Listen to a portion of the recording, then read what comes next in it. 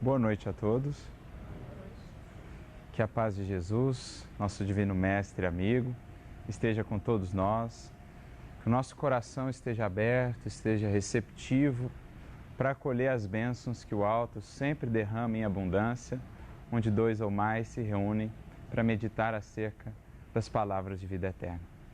Que Jesus nos abençoe, que cada um de nós possa sair daqui mais fortalecido, mais estimulado na caminhada do bem. É com esse intuito que aqui estamos na condição de um simples irmão, um aprendiz, que vem compartilhar o pouco que tem podido aprender, mas aquilo que tanto nos tem feito bem, nos tem ajudado na jornada em direção a Jesus. Gostaria, antes de mais nada, de parabenizar a USE de Araraquara pelo evento, pela feira. É sempre muito importante investirmos na cultura espírita, investirmos na educação espírita, no estudo que liberta, que abre novos horizontes, que ajuda-nos a vencer, a superar as chagas e as trevas da ignorância. É o livro, se bem lido, meditado, verdadeiramente uma chave de libertação. Nós precisamos dessa luz, desse alimento para a nossa alma, se quisermos de fato avançar e progredir espiritualmente. Portanto, obras ou eventos como este são muito úteis e muito importantes em nosso movimento, porque é justamente um dos pilares fundamentais do Espiritismo: amor e educação. Sem isso, não chegaremos a qualquer transformação duradoura e efetiva no seio da humanidade. Então, que nós espíritas comecemos investindo e valorizando a educação, sobretudo com o imenso manancial, com o imenso cabedal de obras que nós temos em nossa doutrina. Se imaginarmos apenas, por exemplo, as obras do nosso querido Chico, teríamos aí encarnações sem conta para podermos estudar, meditar e digerir tudo que ali está. Então, como nunca, nós precisamos investir, resgatar essas obras de Chico, de Divaldo, de Ivone, dos clássicos do Espiritismo, a começar pelas obras básicas, tantas vezes desconhecidas dos espíritas mesmo, Kardec, as revistas espíritas, Gabriel Delane, Leon Denis e tantos outros que formaram para nós essa base, esse fundamento sólido, onde o Espiritismo pôde então se construir no passar dos tempos com a vinda de tantos outros missionários e missionárias. Então é preciso que valorizemos isso. E é preciso que cada um de nós, na condição de espíritas, estejamos cada vez mais conscientes do imenso, poderia dizer, do infinito tesouro que cada obra dessa traz para nós. Quanto mais a gente lê uma obra, ou as obras, por exemplo, do Chico, de Kardec, quanto mais a gente as relê, vemos que existia ali mais do que antes nós conseguimos enxergar, do que antes nós conseguimos ver. Porque uma das belezas da leitura é isso, ela como que acompanha o progresso do leitor, de modo que ela nunca é a mesma, o mesmo livro nunca será o mesmo, na medida em que você, na jornada evolutiva, não será o mesmo. E é por isso que, às vezes, relendo pela terceira, quarta, 10ª vez uma obra de um Chico, por exemplo, a gente vem a se deparar com um texto de uma riqueza, de uma profundidade que a gente fica a pensar, mas como eu não vi isso antes? Talvez até o tenhamos lido já, mas não conseguimos ir para além de certas limitações que tínhamos naquela época. E foi mais ou menos esse o contexto que originou a reflexão que hoje a gente gostaria de trazer aqui e compartilhar com vocês. Uma das obras de Emmanuel, uma das preciosas obras de Emmanuel, intitulada Rumo Certo, como buscar aí orientar melhor o rumo da nossa vida e da nossa caminhada, quando nos deparamos com uma mensagem muito interessante, que está no capítulo 57 dessa obra. É uma mensagem intitulada Barreiras. E será essa a mensagem que vai nos conduzir na reflexão aqui nesta noite. Nós vamos aqui fazer como que um estudo compartilhado, comentado desse texto do Emmanuel, buscando identificar quais são essas barreiras da qual ele nos fala, que vão, de certo modo, nos limitar, nos impedir de expandir um pouco mais a nossa consciência, de avançar um pouco mais na senda do progresso, de experienciar algo mais profundo em termos de felicidade e de paz com o Mestre, com o Cristo. Existem certas barreiras que ainda nos limitam, que ainda nos impedem de alcançar gradativamente aquilo que Jesus nos apresentou como sendo um dos cernes do Evangelho. Uma vida cada vez mais abundante. Essa é a proposta central do Evangelho. Jesus nos fala de um reino que é uma experiência que vai, com o passar do tempo e com o esforço da criatura, se aprofundando cada vez mais, se tornando cada vez mais profunda, cada vez mais legítima, cada vez mais plena. É essa a vida que ele veio nos apresentar. Parece até interessante Jesus nos dizer, ou Jesus dizer no Evangelho, eu vim para que tenham vida, vida em abundância. Porque tecnicamente falava ele com vivos. Mas queria Jesus nos dizer que a vida se manifesta em múltiplas expressões, sempre crescentes, sempre maiores no sentido de beleza, de amplitude, de profundidade, de verdade e de felicidade. É essa jornada em que todos estamos inseridos no grande processo ascensional para Deus. E é nessa jornada que Jesus vem nos conduzir, ajudando-nos a nos libertarmos das amarras que nos impedem de avançar, ajudando-nos a destruirmos ou a abrirmos as cadeias ou as prisões que muitas vezes nós mesmos criamos e que nos impedem de abarcar melhor qual a dimensão do projeto divino para cada um de nós. Por isso, talvez, Jesus inicie o anúncio do seu Evangelho, o anúncio da Boa Nova, isso está registrado pelos evangelistas, talvez por isso ele tenha iniciado assim: arrependei-vos, porque é chegado a vós o reino de Deus. Essa expressão arrependei-vos, talvez por não termos ido ou não olharmos mais detidamente no sentido da palavra original e ficarmos presos apenas à palavra no português, nós não conseguimos captar toda a dimensão dessa fala. Porque a palavra, o verbo arrepender-se, no grego, a palavra que lá está é metanoia. Metanoia. A conjunção de duas palavras gregas, uma preposição e um substantivo. Meta é uma preposição que significa percorrer, atravessar, ir além. Então, por exemplo, percorrer. Correr todo o percurso, todo o trecho. Perfurar. Furar por completo. Então, a metanoia, a expressão, a preposição meta, significa esse prefixo pera, esse prefixo de totalidade, de ir além, de expandir. E o substantivo noia significa pensamento ou mente. De modo que a palavra que nós utilizamos, arrepender-se, significa literalmente no grego ampliar a mente.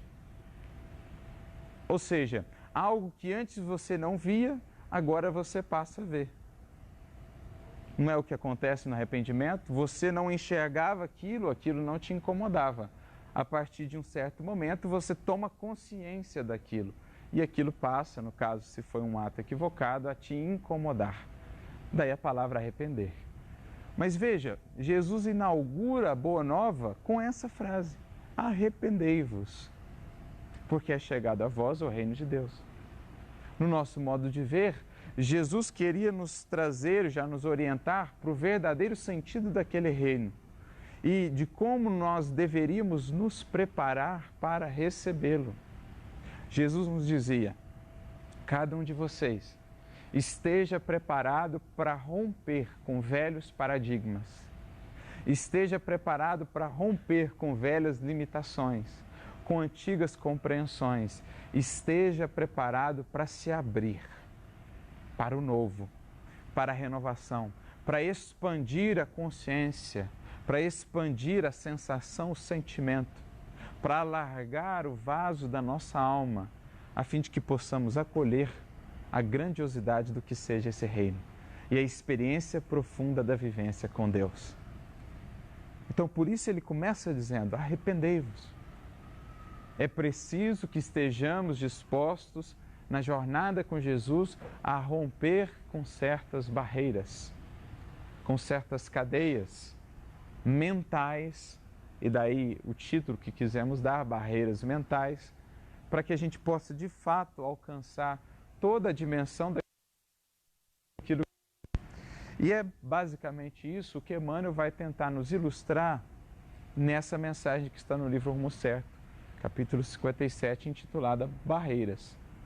Ele vai começar dizendo assim: que há sofrimentos em toda parte do mundo, não há a negar. Reflitamos, porém, nos sofrimentos criados por nós mesmos.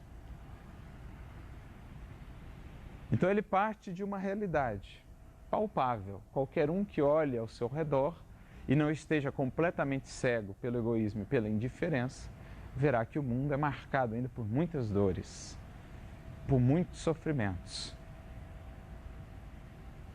Natural. No mundo como o nosso, um mundo ainda de expiação e provas, como aprendemos com a doutrina espírita, um mundo ainda mais próximo da base da escala do que do topo da escala do progresso dos mundos, nós encontramos ainda espíritos que estão em processos de expiação e provas. Espíritos muitas vezes rebeldes às leis divinas, espíritos revoltados, espíritos que temos, todos nós, um passado equivocado, com o qual nós temos de nos reajustar. E por isso essas experiências difíceis ou dolorosas têm uma finalidade. Aprendemos com a doutrina espírita que a dor não tem a finalidade punitiva, tem uma finalidade de alerta, de despertamento da consciência para o fato de que talvez os caminhos que tenha percorrido até ali não são os melhores. Talvez o que esteja fazendo, a maneira como está se conduzindo perante a vida, não seja a melhor possível. Vem a dor, portanto, como esse alerta.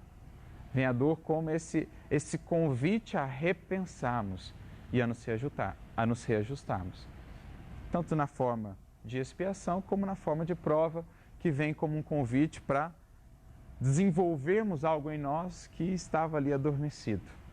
A semente que estava hibernada. Então vem a provação como um convite a darmos um passo além na senda do progresso, como um estímulo para avançarmos. Então, há dor, não padece de dúvidas, mas será que todas elas seriam, entre aspas, necessárias? É isso que Emmanuel nos convida aqui a refletir. Quantas dessas dores, na verdade, não nascem ou não são acrescidas, multiplicadas pela nossa indisposição em, quando a dificuldade chega, quando a circunstância da vida nos convida a repensar, a nossa indisposição em nos abrirmos àquilo que a vida nos quer ensinar, a nossa indisposição em nos transformarmos perante os convites da vida, a disciplinarmos emoções, a abrirmos horizontes, nos libertando das chagas da ignorância, que nos faz tomar uma série de atitudes contrárias à nossa própria paz. Enfim, Emmanuel quer aqui nos convidar a olhar melhor para as nossas dores e pensar o quanto, na verdade, essa situação difícil, essa dor, não é muito mais um resultado de uma rebeldia minha, de uma indisposição minha à mudança, de uma indisciplina de minha parte, do que efetivamente um processo de reajuste perante a lei divina. Claro que toda dor vai nos convidar a esse processo de reajuste, mas a gente pode e deve minorar em muito esses processos dolorosos. É isso que os Espíritos vão nos ensinar a fazer e a meditar sobre no Evangelho segundo o Espiritismo, quando vão nos falar, por exemplo, do bem e do mal sofrer. Há um bem sofrer e há um mal sofrer.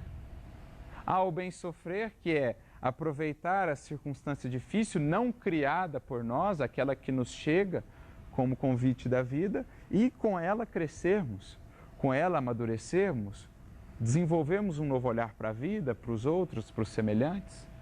Mas há o mal sofrer, que é aquele sofrimento, aquela experiência que me chega e eu então passo a cultivá-la, a me apegar a ela.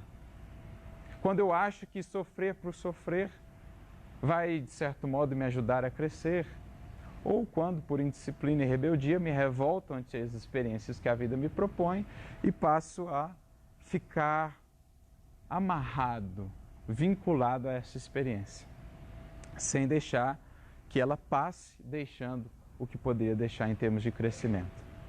Então, o convite aqui é pensarmos nesse bem e mal sofrer. Entendermos esse bem sofrer como aquele sofrimento, aquela experiência difícil que não foi buscada, mas que se chegou, será por mim tomada como um auxiliar, como um recurso educativo. E entender esse mal sofrer muitas vezes como a nossa rebeldia, a nossa indisposição em avançarmos, em progredirmos, em nos iluminarmos e, portanto, nos libertarmos das raízes ou das causas que nos fazem sofrer. É perceber o quanto da nossa infelicidade não é causada hoje e não é decorrente de experiências passadas equivocadas. O quanto é causada hoje pelas nossas escolhas de agora, pelas emoções que temos cultivado agora, pelos pensamentos que temos cultivado agora. Né? Me recordando aqui de O Livro dos Espíritos, lá na questão 921, quando Kardec faz justamente essa pergunta relacionada à felicidade. E ele vai perguntar, é certo que só seremos efetivamente felizes na Terra, em termos coletivos, quando formos um mundo regenerado ou, para além disso, já um mundo feliz.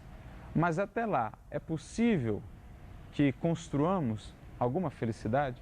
Mais ou menos nesses termos, a pergunta de Kardec. E os espíritos vão ser claros. Eles vão dizer assim, o homem é quase sempre o obreiro da sua infelicidade. Ou seja, quase sempre as nossas angústias e sofrimentos de hoje decorrem das nossas posturas, escolhas e atitudes de hoje. Como temos conduzido a nossa vida agora. Não são consequências de experiências pretéritas. E eles acrescentam, a muitos males se forraria aquele que praticasse a lei divina, que soubesse se contentar-se com o que tem. Há muitos males se forraria, muitas angústias, muitos sofrimentos forraria ou evitaria aquele que, buscando melhor entender a lei divina e disposto a romper essas barreiras, a avançar no sentido de expandir a sua consciência, o seu coração, para melhor acolher essa experiência do reino divino, do qual Jesus nos falava, esse encontraria uma felicidade possível na condição em que se está. É isso que os Espíritos dizem. Compete a cada um de nós desenvolver a felicidade que nos seja possível no patamar em que nós estamos. Então é interessante isso. Isso é um movimento de autonomia. Isso é um movimento de quem já minimamente consciente percebe que está muito mais próximo do que imagina a possibilidade desse reino. É muito mais acessível do que possamos imaginar essa felicidade a qual nos promete Jesus. Ela não está associada às circunstâncias exteriores. Ela está associada apenas à minha postura perante as circunstâncias exteriores. Portanto, é ela acessível a todos, porque esse é um conceito que Jesus vai renovar profundamente no Evangelho.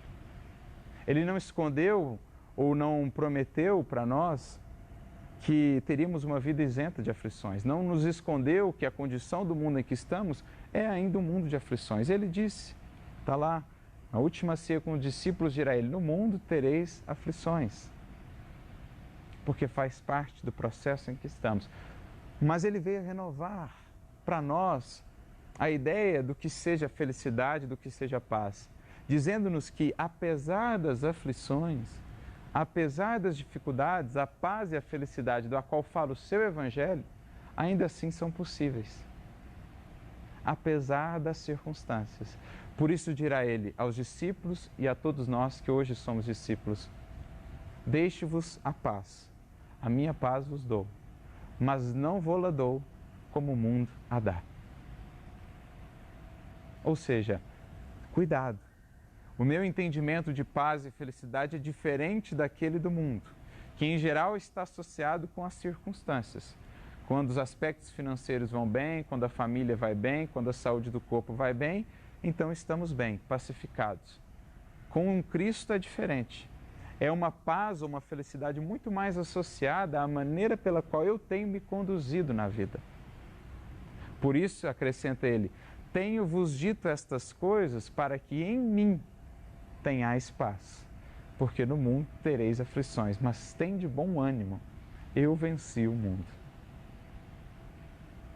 Olha o contraponto que ele está fazendo. Ele está falando de uma vida com aflições, com dificuldades, mas ainda assim uma vida com paz. Paz para nós, que é quase que um sinônimo de felicidade. O próprio Emmanuel dirá, felicidade significa em tudo, paz em nós. Essa paz em nós quando nós estamos em Cristo. Por isso ele diz, tenho-vos dito isso para que em mim tenhais paz. Esse estar em Cristo é o mesmo que os Espíritos disseram a Kardec lá no Livro dos Espíritos. Aquele que procura praticar a lei de Deus é tão feliz quanto possível na sua atual condição.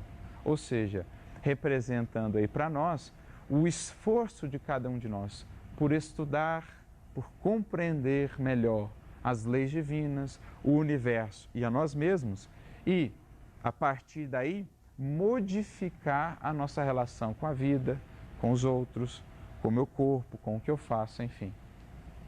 Realmente incorporar essas lições e torná-las práticas. Isso é estar em Cristo, tanto quanto nos seja possível no atual estágio em que estamos.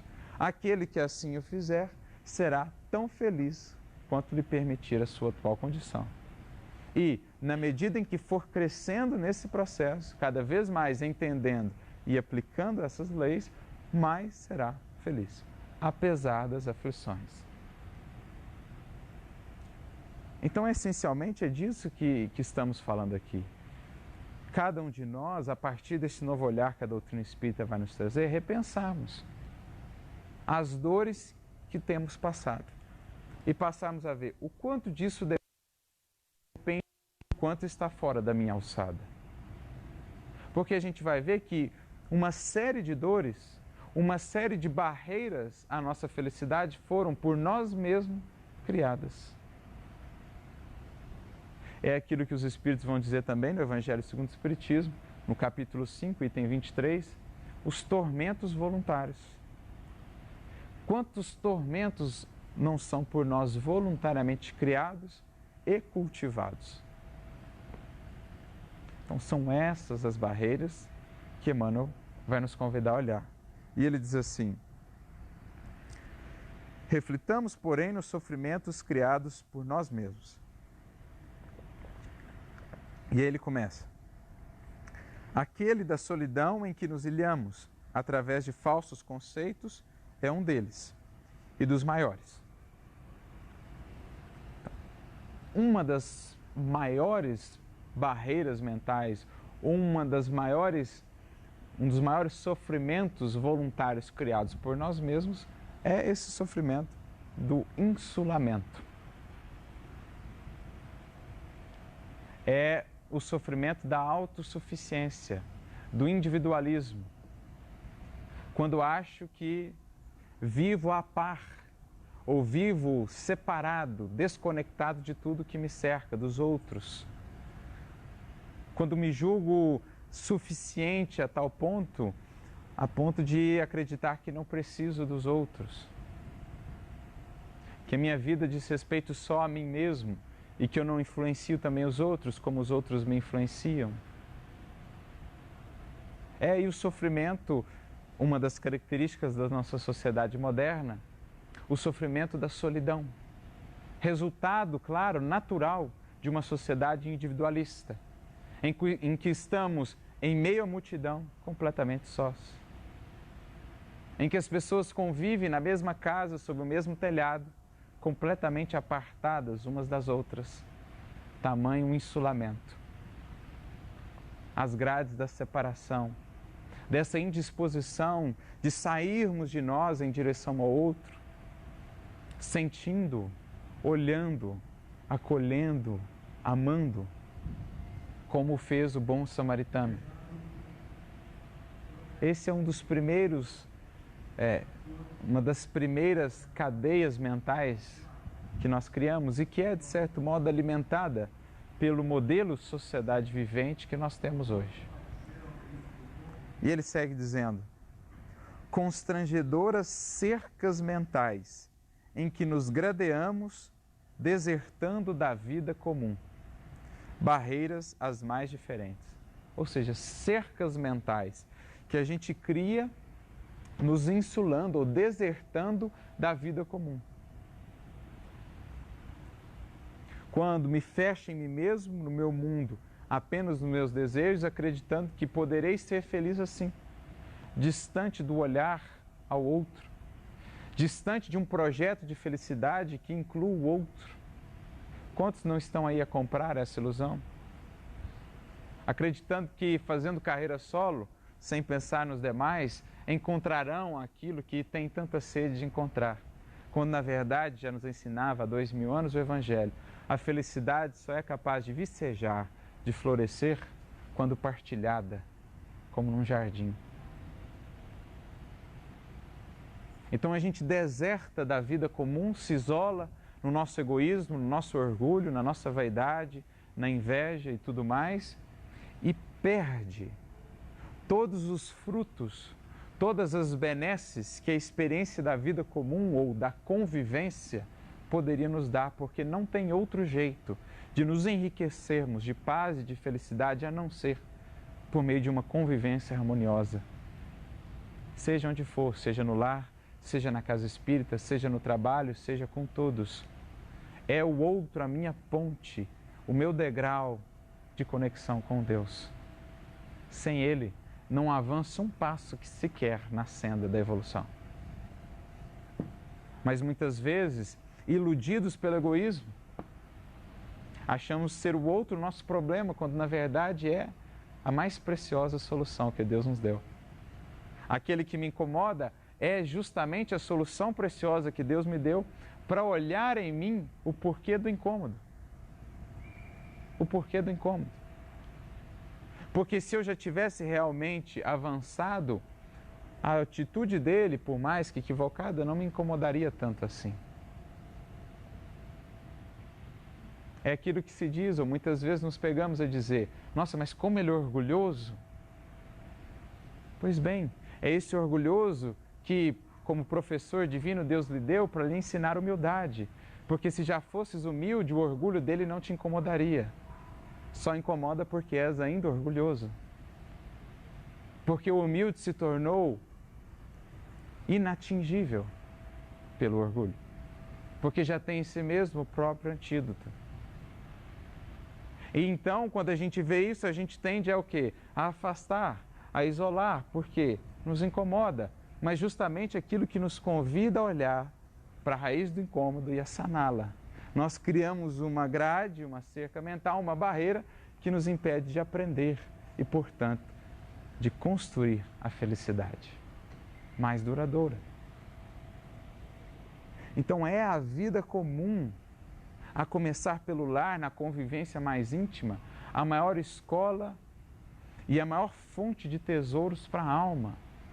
Por isso, uma das leis morais será a lei de sociedade, no Livro dos Espíritos, questão 766, 768.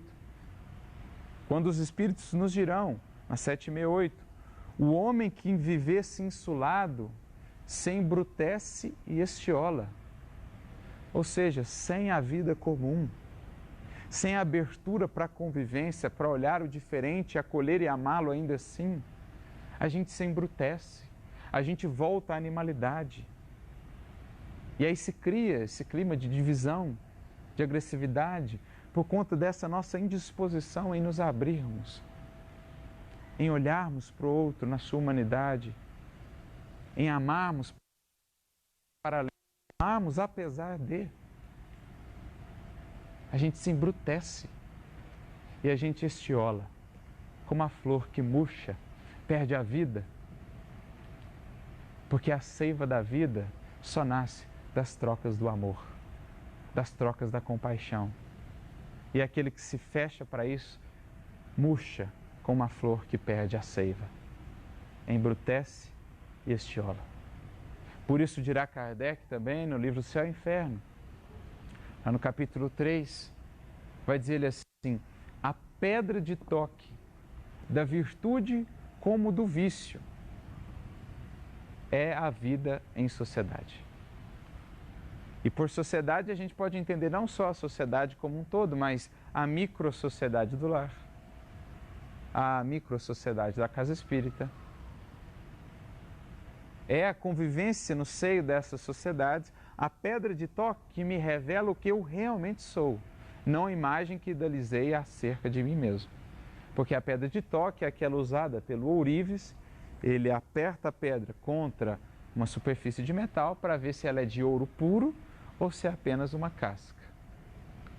Então é a convivência com o outro, a pedra de toque, que mostra se o que eu era ainda apenas uma casca de virtude ou se de fato já é uma virtude consolidada. Aqueles que se fecham a isso, seja pelo orgulho, seja pela vaidade, seja pelo egoísmo, perdem essa oportunidade, criam barreiras ao seu próprio progresso, portanto, prendem-se a si mesmos na sua infelicidade. Porque o orgulhoso é invejoso, o orgulhoso, o vaidoso, tem ciúme, o egoísta, e isso os faz sofrer. Não é isso que está dito aqui nos Tormentos Voluntários? Permitam-me ler um trechinho. O espírito de Fénelon vai dizer: haverá maiores tormentos que aqueles causados pela inveja ou pelo ciúme? Para o invejoso e para o ciumento não há repouso, está perpetuamente em febre. O que eles não têm, o que os outros possuem, lhes causam insônia. E assim ele vai seguindo nessa descrição, ou seja, eles mesmos criaram essa barreira ou essa cerca mental que os prende na sua própria infelicidade, pela indisposição de, com humildade e caridade, se abrirem à convivência, à experiência, ao olhar respeitoso e compreensivo para com o outro, e mais, a descobrirem que a felicidade que o Cristo promete não está associada com circunstâncias exteriores, portanto, nada do que outro tem ou venha a deixar de ter, teria peso sobre a nossa felicidade. A não ser que, por compaixão, por amorosidade, a falta que ele tem me incomode, aí sim. Mas aí já é daquela angústia boa que nos move ao exercício do bem. É aquela angústia de quem já despertou da indiferença, saiu do gelo e foi à vida, foi à luta no exercício do bem. É o que ele diz no primeiro parágrafo. O homem está incessantemente em busca da felicidade que lhe escapa sem cessar, porque a felicidade sem mescla não existe na terra. Entretanto, malgrado, ou seja, apesar das vicissitudes que formam o cortejo inevitável desta vida, o que Jesus falou, no mundo tereis aflições, poderia pelo menos gozar de uma felicidade relativa, mas ele a procura nas coisas perecíveis e sujeitas às mesmas vicissitudes, ao invés de a procurar nos prazeres da alma, que são um antegozo dos prazeres celestes, imperecíveis. Em lugar de procurar a paz do coração, única felicidade real deste mundo, é ávido de tudo aquilo que pode agitá-lo e perturbá-lo, e, coisa singular, parece criar propositadamente tormentos que não cabe senão a ele evitar. Ou seja, aquela felicidade a mais acessível ao alcance de nossa ação cotidiana, a paz do coração, muitas vezes não a queremos buscar. E estamos presos ainda nas velhas concepções daquela felicidade ilusória que, por mais que a gente busque as conquistas efêmeras, nunca veremos de alcançar. os tormentos voluntários. E então Emmanuel agora vai descrevendo algumas outras barreiras para alcançarmos, né, essa experiência do reino. Aos que se admitem demasiadamente envelhecidos na experiência física e se emparedam contra toda espécie de renovação, como se a madureza não fosse o período áureo da reflexão com as alegrias conscientizadas da vida.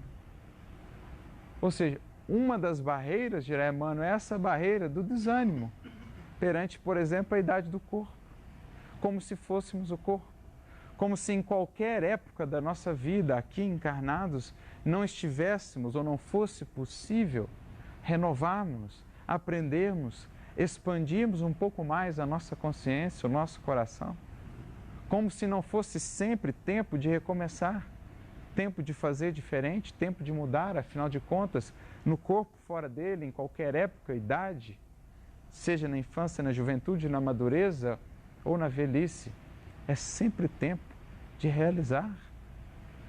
Mas quantos não se deixam desanimar por conta das certas restrições que a idade traz e deixam morrer aquela força ou aquela vitalidade que nos compete sempre manter, a verdadeira juventude,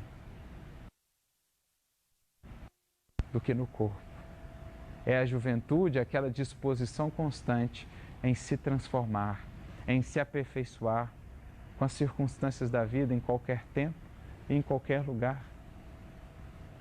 Eu me recordo aqui de Jesus ressuscitando o jovem filho da viúva de Naim. É para mim aquela uma passagem simbólica. É o Cristo que vem ressuscitar a nossa juventude que às vezes está morta. Morta no desânimo, morta no pessimismo, morta na desesperança, e o Cristo, com o toque renovador do Evangelho, vem dizer ao nosso jovem interior: vamos levantar e vamos trabalhar, porque isso é a juventude, isso é a perenidade do espírito que transcende a efemeridade do corpo. É essa juventude da qual vai falar Leon Denis, num livro seu recentemente lançado pelo CELD, o Centro Espírita Leon Denis do Rio de Janeiro, com textos inéditos, capítulo 3, que ele fala sobre a juventude, ele vai falar isso. Da juventude idealista, aquela que transformará o mundo, ele vai dizer: essa juventude não está associada apenas ao corpo, à idade física. Essa juventude é a daqueles que souberam conservar em todas as épocas da sua vida a poesia e o frescor do ideal. A poesia e o frescor renovador, o idealismo, dos valores nobres, da disposição por trabalhar pela mudança de si e do mundo. Esses são os jovens, de fato. E essa juventude é acessível a todos. É essa que devemos buscar. Mas quantos não se permitem emparedar, deixando a juventude morrer? Às vezes até mesmo com a consciência da imortalidade. Ficam a pensar: mas eu vou começar agora alguma coisa nova? Mas e daí? Você vai continuar? E a gente tem esses exemplos tão bonitos daqueles que com 90 anos começaram uma graduação nova e concluíram. Começaram um projeto novo, aprenderam um instrumento. Fizeram. Por quê? Porque esses romperam com as barreiras. Perceberam que a nossa felicidade, o nosso bom ânimo, não pode estar limitado ao nosso corpo, porque nós não somos o corpo. Nós somos eternidade e nos alimentamos de eternidade. Então essa é uma das barreiras. Há os que vararam acidentes afetivos e entraram em pessimismo sistemático, como se o amor, divina herança do Criador para todas as criaturas, devesse estar escravizado ao nível da incompreensão. É aqueles que vivenciaram uma experiência amorosa e se decepcionaram e passam a desacreditar do poder do amor. Passam a temer a amar com medo da ingratidão. Ora, o amor não se importa com a ingratidão, porque o amor se alimenta de si mesmo, já dizia Khalil Gibran. O amor se basta a si mesmo, porque aquele que ama descobriu a verdadeira fonte de eternidade, a verdadeira fonte de saciedade da sede de nossa alma. É isso que irá dizer Jesus à samaritana e a todos nós.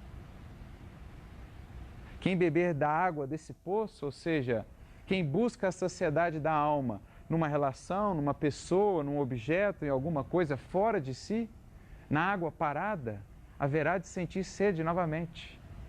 Mas quem descobriu a fonte a jorrar de si mesmo, no caminho com Cristo, nunca mais terá sede.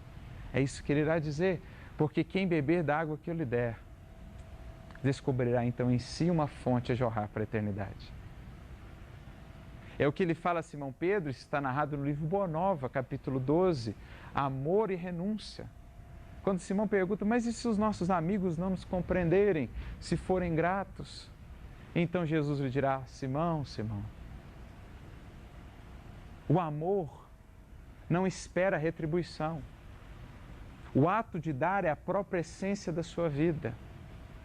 E ainda que os nossos amigos um dia se convertessem em nossos algozes, em nossos adversários, não poderiam jamais nos tirar a alegria de um dia ter lhes dado alguma coisa. Porque essa alegria pertence àquele que dá. E ninguém pode tomar. Aquele que descobriu a alegria de dar, descobriu uma fonte imperecível. E é isso que ele está aqui dizendo.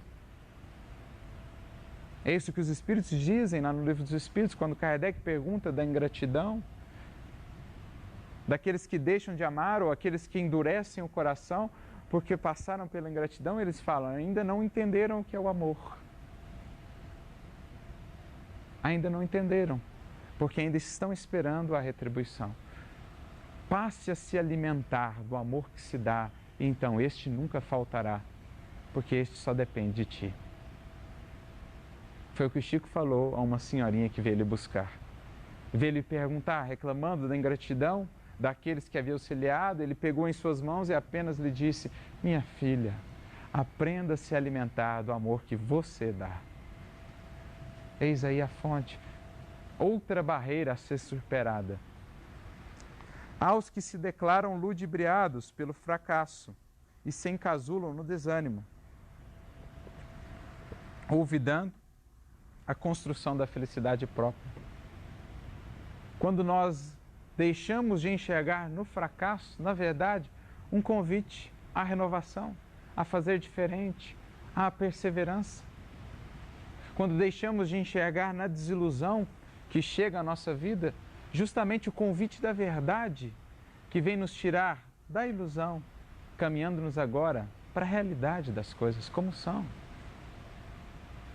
Nos mostrando que aquela felicidade construída sobre uma ilusão não é duradoura. Mas por incrível que pareça, quando a desilusão nos visita, nós achamos triste, ou nós achamos ruim, nós nos decepcionamos. Preferimos estar iludidos a, de fato, abraçar a realidade como ela é e, na realidade ou com a realidade, construir a verdadeira felicidade. Então, enxergar para além do fracasso, enxergar que na caminhada com Cristo, fracasso legítimo, fracasso real, é deixar de se erguer após cair. É enxergar que com o Cristo, vencedor não é aquele que não tropeça, que não fracassa. Vencedor com Cristo é aquele que, apesar dos tropeços e apesar dos fracassos, nunca chega a desistir. Sempre avança, sempre se ergue, porque sabe que o futuro o espera. Que para além de toda sombra há sempre uma luz, que para além de toda tempestade há sempre o raiar do sol. Que para além de toda noite há sempre um amanhecer. E que para além de toda cruz há sempre ressurreição, vida nova.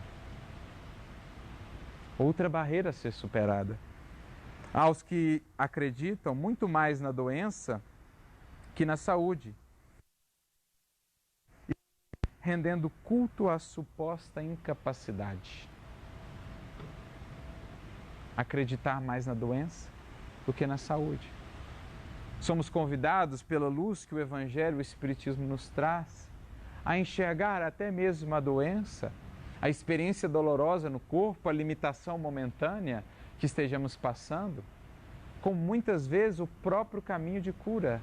Aquilo que cura o que de fato somos, espíritos, por meio daquilo que momentaneamente vestimos, o corpo. E passamos para enxergar para além da doença. E entendê-la ou entender que, se bem vivida, é ela um caminho de cura real da alma.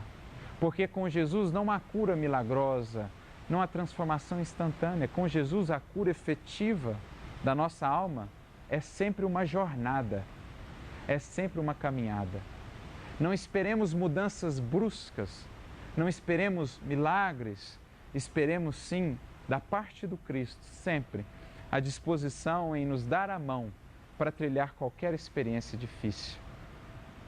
Então enxerguemos na doença, na enfermidade, também a sua oportunidade de irmos mais além. Rompamos com as barreiras do pessimismo, do abatimento e vejamos a vida ou enxerguemos a vida em termos de eternidade. Dirão os Espíritos também no capítulo 5 do Evangelho, Delfine de Irhardin, que a gente só mede de fato se algo é bom ou ruim para a nossa vida pelas consequências.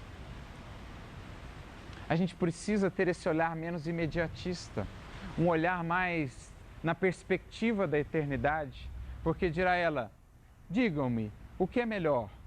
Algo que traz uma infelicidade ou uma dor momentânea, mas que prenuncia depois muitos anos ou séculos de liberdade, de maior felicidade, ou algo que momentaneamente traga felicidade, euforia, mas que depois vai resultar em séculos de reajuste, de reequilíbrio. E quantas vezes não é assim com o nosso corpo? Quantas vezes a nossa saúde mal utilizada não é justamente aquilo que construímos ou aquilo que nos faz construir séculos de aflição mais adiante, pelo mau uso do nosso corpo, pelo mau uso das potências do nosso corpo, do sexo, etc. Mas quantas vezes não é aquela enfermidade de alguns anos, ou mesmo de uma encarnação, aquilo que reajusta séculos de equívocos no passado, se bem vivida, com paciência, com resignação. Exemplos não nos faltam. Aí está um Jesus Gonçalves, que vencendo a lepra, hanseníase, pôde enfim se libertar, se iluminar. Aí está o exemplo de um Jerônimo Mendonça, que veio a ser conhecido como o gigante deitado, porque ainda que deitado, paralítico, cego, soube cantar para os corações a alegria do Evangelho de Jesus. Relembrando até o caso de sua mãe que não era reencarnacionista, não era espírita, certa feita ele se preparava para mais uma viagem, iria mais uma vez palestrar. E ele que tinha 8 irmãos, e ele era o único paralítico dos irmãos, sua mãe chega próximo dele e diz, eu estou quase começando a acreditar nessa história de reencarnação. Mas por que, minha mãe? Olha, você não é o único dos meus filhos paralíticos? Sim, minha mãe. Pois é, e é justamente o que menos para em casa. É o mais comprometido em termos de possibilidades de locomoção, mas é o que menos está em casa. E então ele diz, mas mãe, sou paralítico do corpo, mas não posso ser e nem o serei da alma, porque vi já nessa paralisia a minha cura, a bênção que Jesus me deu para avançar. E ele rompeu então essa barreira. E apesar daquilo, soube ser feliz e soube cantar a sua alegria, a sua felicidade aos que o ouviam. Mais uma barreira vencida. Por isso Emmanuel prossegue dizendo, em todos os lugares, cercas de amarguras, desalento, tristeza e deserção. Então pensemos melhor na nossa vida. Quantas dessas cercas de desalento, de angústia, de tristeza, não foram por nós mesmos criadas ou não têm sido por nós mesmos cultivadas. No ciúme que eu não quero trabalhar, na inveja que não tenho conseguido superar, no egoísmo que não quero iluminar, do qual não quero me libertar, no orgulho no qual não quero tratar. São essas as verdadeiras cercas que nos impedem de sermos felizes, tanto quanto nos seja possível aqui e agora. Porque, como falávamos, Jesus veio nos mostrar ou nos falar desse reino que está ao alcance de todos, apesar das circunstâncias. Ora, se o quisermos, podemos vencer essas cercas e podemos alcançar a felicidade. Por quê? Porque ela está na possibilidade de servir, de ajudar, de estudar, de conhecer, de ampliar horizontes, de amar. Quem no mundo estará impossibilitado de alcançar esses recursos? Enumeremos aqui alguém no mundo que estará impossibilitado desses recursos. Até mesmo aquele que está na cama, em estado vegetativo, seu espírito ali está. E lhe é permitido ao menos vibrar pelo bem dos outros, vibrar paciência, vibrar serenidade. E isso para ele será felicidade. Manter-se calmo, como dirá Santo Agostinho no Evangelho, a calma em meio às tormentas da vida não será em si mesma felicidade? Manter-se calmo e sereno, apesar de... Quem está impossibilitado de alcançar isso? Quem nos impede de chegar lá, senão nós mesmos, através das barreiras que insistimos em criar? Por isso, talvez, dirá o apóstolo Paulo, se Deus é por nós, quem será contra nós? A não ser nós mesmos. Essa parte eu acrescentei no final. Não está lá no texto, alguém vai ler lá no texto e não está lá. Aí. Se Deus é por nós, quem será contra nós? Se a gente pensar, o único que pode ser contra nós e a nossa verdadeira felicidade somos nós mesmos. E então ele vai acrescentar: a vida, igualmente, em toda parte, oferece a todos os seus filhos uma senha de progresso, trabalho e participação. Então, se as barreiras à nossa felicidade, ao nosso progresso, representam esse insulamento e essa estagnação, o contraponto será trabalho e participação. Quando eu vou à vida, quando eu me abro à vida, à convivência, trabalho e participação. E ele diz: se te dispões a aprender e servir, ninguém pode avaliar o tesouro das oportunidades de elevação que se te descerrará o caminho. Ou seja, se você minimamente se dispor a aprender e servir, ninguém pode avaliar a dimensão do tesouro de bênçãos que você vai passar a enxergar no seu caminho. Numa simples mudança de postura íntima, do insulamento, do fechamento, das grades para a liberdade, para a abertura, para a participação, você ganha uma infinidade de recursos e de possibilidades de crescer e de ampliar a sua felicidade. A felicidade que nasce do estudo, a felicidade que nasce do amor, a felicidade que nasce da caridade, a felicidade que está em toda parte, para quem já tem olhos de ver e coração de sentir. Abençoa a disciplina que nos orienta o coração com as diretrizes justas, mas não te prendas a limitações imaginárias que te separem da ideia de Deus e da grandeza da vida. Então não perca nunca, não deixe nunca que essas essas limitações imaginárias te impeçam de avançar, de acreditar, de confiar. Quando te encontres em dúvida quanto à libertação espiritual a que todos nos achamos destinados pelos princípios de evolução e aperfeiçoamento, olha para o alto, olha para o céu. Toda a região que nomeamos por céu não é mais que uma saída gloriosa com milhões de portas abertas para a celeste ascensão. Para quem sabe olhar para cima, para quem sabe enxergar o horizonte além, não há uma, não há duas, não há 10 portas.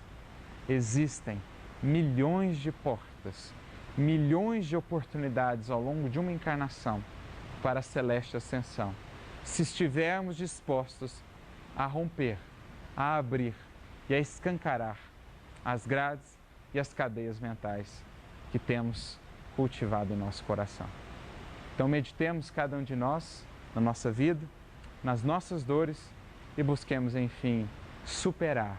Busquemos, como Jesus nos orientou, ampliar, expandir a nossa mente e o nosso coração, a fim de que possamos albergar sempre e cada vez mais a felicidade divina que está ao alcance. Muita paz a todos e muito obrigado.